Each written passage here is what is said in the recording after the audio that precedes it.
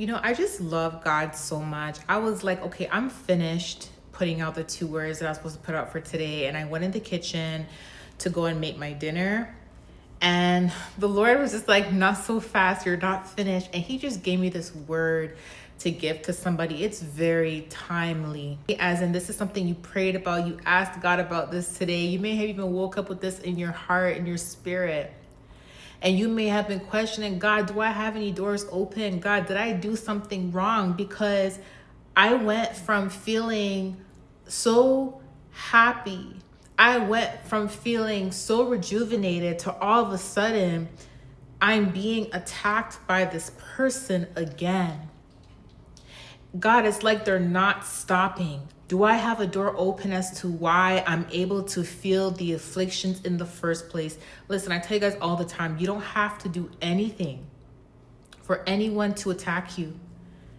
And I know a lot of people like to put this persona out there and say that if you are under affliction from witchcraft, it means you have a door open and you're doing something wrong. Listen, yes, having a door open can make witchcraft afflictions 10 times worse than it's supposed to be when you're protected. When you're protected, you're going to feel residue. I tell you guys all the time, a person that wears a bulletproof vest that gets hit with a bullet will feel the pressure, will feel the soreness. But when they take off that bulletproof vest, there's a bruise there. There may be some soreness there, but it did not pierce through. It did not pierce through. The attempt, the motive of the person that aimed that bullet at them in the first place was not fulfilled. But the person that got hit with the bullet, did it pierce through? No. Are they in the hospital? No. Do they have soreness? Yes. The soreness is letting them know that there was an attempt. That feeling is letting them know there was an attempt. The Lord wants me to let you know, whoever this is for, the problem this person has with you is that you're happy. This is a miserable person. This is a miserable person. What it is was when you felt no affliction, that period of time, what it is the person took heed of God's warning and they stopped. But when they stopped afflicting you, that monitoring spirit in them did not stop.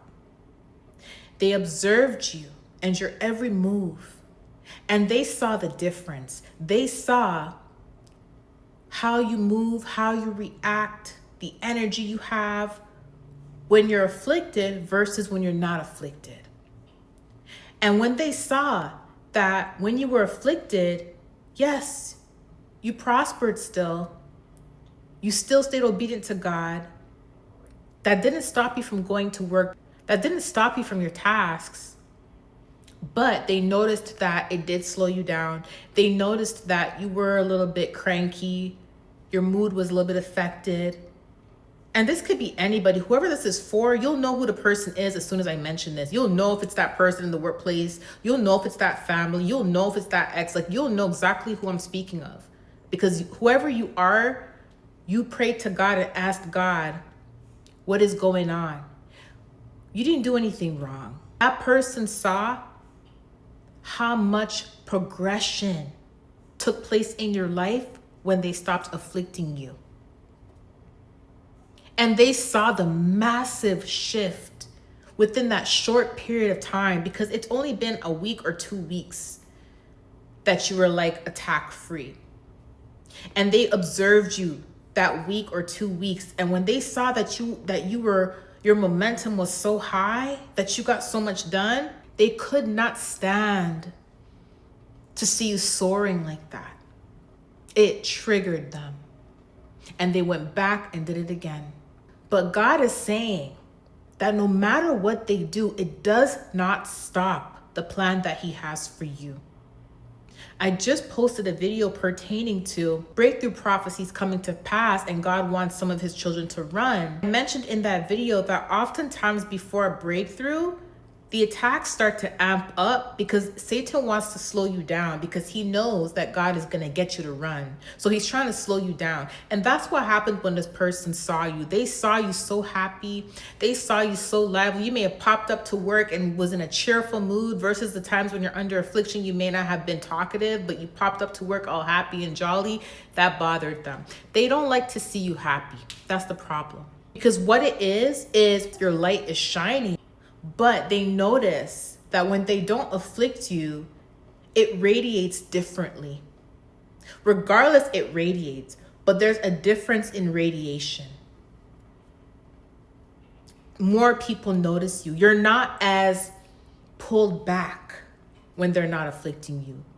You're more bold. You're more confident. They hate that.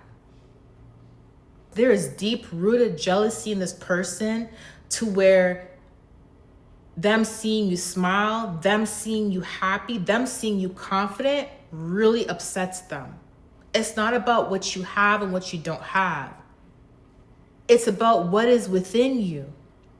It's about the light that you have and how bright it radiates. But here's what the Lord wants to remind you of as well.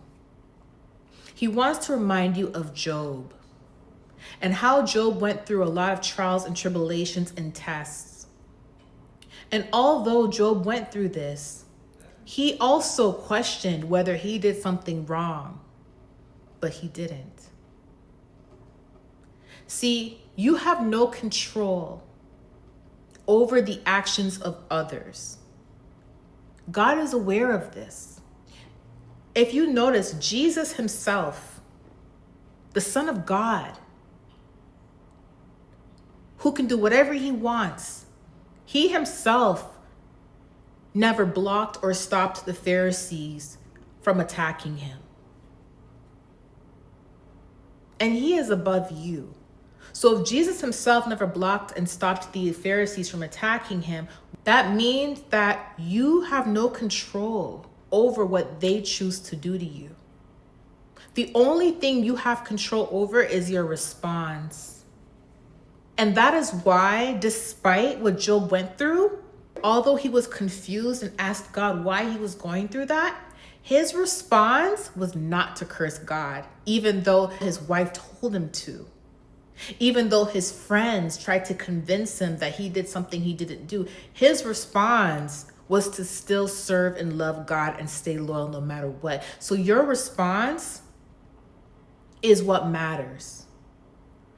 And best believe God is going to deal with them. He has already dealt with them. They are miserable because you are happy. They are miserable because you are chosen by God. They are miserable because they know that if you have that type of momentum while they're attacking you, could you imagine the momentum you will have when they're not? That is what triggered them. They saw it. But they're also miserable because they know that despite everything that they do, they cannot stop God's plan for your life. They hate it. The Lord said the battle has already been won. For when the Lord rewarded Job for all his heartache, all that he has gone through, the Lord gave Job more than what he had before. Understand that because you don't have control over the actions of others, and what they are doing is very detestable to the Lord, and God knows you don't deserve it. And because you have stayed loyal and faithful to God no matter what, know that your reward will be greater than the persecution. Why has God not taken them out? Why has God not wiped them away like Pharaoh? Because God wants them to witness the table that he has prepareth for you. Because he knows that they're monitoring. I love you guys. I'll talk to you soon. Bye.